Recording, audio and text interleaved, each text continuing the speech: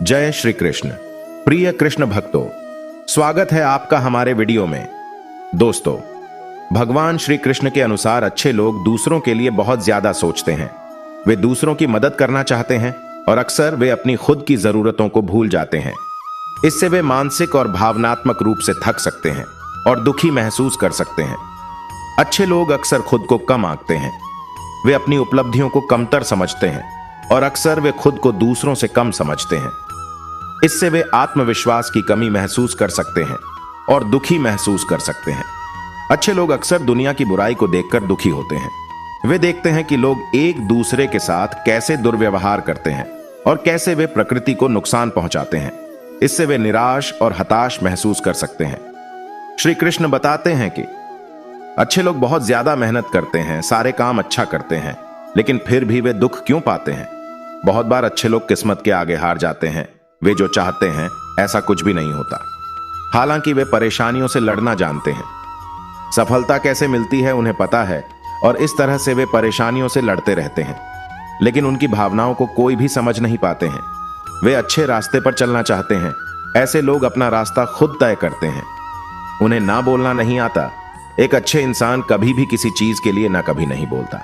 यदि किसी ने उन्हें कुछ करने को कहा है, वे तुरंत हां कर देते हैं, चाहे उन्हें कितनी भी परेशानियों को झेलना क्यों ना पड़े। वे हर हालत में मदद करने के लिए तैयार रहते हैं। इसी कारण लोग ऐसे लोगों का फायदा उठाते हैं। ऐसे लोग स्वयं मुसीबत में पड़ जाए, लेकिन दूसरों को मुसीबत में पड़ते देख नहीं सकते, क्योंकि किसी बात पर जल्दी भरोसा कर लेना उनकी आदत होती है। इसलिए उनको जीवन में हमेशा धोखा मिलता है। मगर फिर भी वे अच्छे इंसान कभी भी किसी को धोखा नहीं दे सकते। खुद धोखे मिलने के बावजूद हमेशा दूसरों की मदद के लिए तैयार रहते हैं। वैसे आज के जमाने में इंसान को कभी भी आंख बंद कर भरोसा नहीं करना चाहिए, वरना उन्हें दुख के अलावा और कुछ नहीं मिलेगा। अच्छे लोग साफ दिल और मन के होते हैं। वे सोचते हैं कि हमारी बात पर किसी को बुरा ना लग जाए। वे अपने खुशी के पहले दूसरों की खुशी के बारे में सोचते हैं। अपने जरूरतों को पूरा करने से पहले दूसरों की जरूरतों को पूरा करते हैं। अच्छे इंसान हमेशा आपको आगे बढ़ने की हिम्मत देते हैं। अपनी भावनाओं को कभी भी अच्छे इंसान व्यक्त नहीं कर पाते हैं।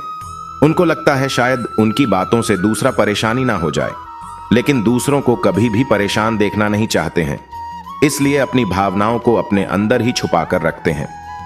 दोस्तों, पुराने समय में एक बार स्वामी विवेकानंद और उनके गुरु रामकृष्ण परमहंस का अद्भुत संवाद हुआ था इसी विषय को लेकर के। स्वामी विवेकानंद ने अपने गुरु रामकृष्ण परमहंस से पूछे कि मैं समय नहीं निकाल पाता हूं, जीवन तो आपाधापी से भर गया है। श्री रामकृष्ण परमहंस ने कहे कि गतिविधियां तो हमेशा घेरे रहती हैं, लेकिन उत्पादकता आजाद करती है। स्वामी विवेकानंद ने कहा कि आज इतना जीवन गति क्यों हो गया है? परमहंस ने जवाब दिए, जीवन का विश्लेषण करना बंद करो, यह उसे जटिल बना देता है। जीवन को जियो, पर आप उसके बारे में कुछ भी विश्लेषण मत करो। स्वामी विवेकानंद ने अपने गुरु को पूछा कि आप ही बताइए, जीवन में हमेशा अच्छे लोग ही दुखी क्यों होते हैं? रामकृष्ण परमहंस ने इसका जवाब देते हुए कहा कि परेशान होना तुम्हारी आदत बन गई है, इसी वजह से तुम दुख पाते हो। परेशानी को तुम अपने से दूर रखो तो दुख तुम्हें कभी छू नहीं पाएगा। स्वामी विवेकानंद ने फिर पूछा, अच्छे लोगों को ही दुख क्यों मिलता है? रामकृष्ण परमहंस बोले कि हीरा रगड़े जाने पर ही चमक देता है और सोने को शुद्ध होने के लिए आग में तपना पड़ता है। अच्छे लोग दुख नहीं पाते, बल्कि परीक्षाओं से गुजरते हैं। इस अनुभव से उनका जीवन और भी बेहतर होता है, निखार आता है। उनका जीवन में एक नया अध्याय का उदय होता है, एक नई सूर्योदय होता है। इतना सुनने के बाद स्वामी विवेकानंद बोले, आपका मतलब है ऐसा अनुभव उपयोगी होता है? रामकृष्ण परमहंस जी ने सिर हिलाते हुए कहा कि हां, हर एक लिहाज से एक कठोर परीक्षा लेता है। फिर उस परीक्षा में उसे जो सीख मिलती है, वो सीख उसके जीवन में आगे बढ़ाता है और वह सफलताओं को प्राप्त करता है। उसके मार्ग में जो कठिनाई आती है, उसको वह अलग करता हुआ अपना रास्ता खुद बना लेता है और वह व्यक्ति एक न एक दिन सफलता अवश्य ही प्राप्त करता है। स्वामी विवेकानंद बोला कि समस्याओं से घिरे रहने के कारण हम जान ही नहीं पाते कि हम किधर जा रहे हैं। रामकृष्ण परमहंस ने कहा कि आप अपने अंदर झांको, बाहर मत झांको, तब तुम्हें पता चलेगा कि तुम किधर जा रहे हो। आंखें दृष्टि दिखाती हैं, अंतर्मन राह दिखाती है। स्वामी विवेकानंद बोला, क्या असफलता सही राह पर चलने पर ज्यादा कष्टकारी है? तो गुरुदेव रामकृष्ण परमहंस कहे कि सफलता का पैमाना है जो दूसरे लोग तय करते हैं। संतुष्टि का पैमाना तो तुम खुद तय करते हो, इसलिए सफलता के बारे में तुम कभी ना सोचो। सफलता आपके हाथ में नहीं है, वह दूसरे लोग तय करेंगे। स्वामी विवेकानंद गुरु को पूछते हुए बोला, कठिन समय में अपना उत्साह कैसे बनाए रखेंगे? जब व्यक्ति का बुरा समय चल रहा है तो अपना उत्साह को बरकरार कैसे रखेगा? तो रामकृष्ण परमहंस ने एक बहुत अच्छी बात कही कि तुम हमेशा इस बात पर ध्यान दो कि अब तक तुम कितना चल पाए और कितना चल पाना बाकी है। जो कुछ पाया है उसको गिनो, जो हासिल ना हो सका उसके बारे में कभी ना सोचो। जो हासिल ना हो सका उसके बारे में तुम पूछने लगोगे तो तुम्हें दुख मिलेगा, और जो पाया है उसके बारे में सोचोगे तो तुम्हें सुख का अनुभव होगा। स्वामी विवेकानंद ने पूछा कि लोगों की कौन सी बात आपको हैरान करती है? तो परमहंस ने कहा कि जब लोग दुख में होते हैं, कष्ट में होते हैं, तो कहते हैं कि मुझे ही क्यों कष्ट मिल रहा है, भगवान मुझे ही क्यों दुख दे रहे हैं।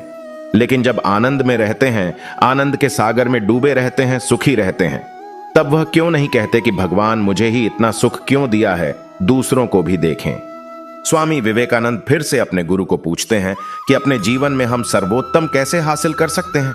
रामकृष्ण परमहंस ने कहा कि बिना किसी अफसोस के अपने अतीत का सामना करो, पूरे आत्मविश्वास के साथ अपने वर्तमान को संभालो, निडर होकर तुम भविष्य की तैयारी कर लो, सफलता को अवश्य ही प्राप्त करोगे।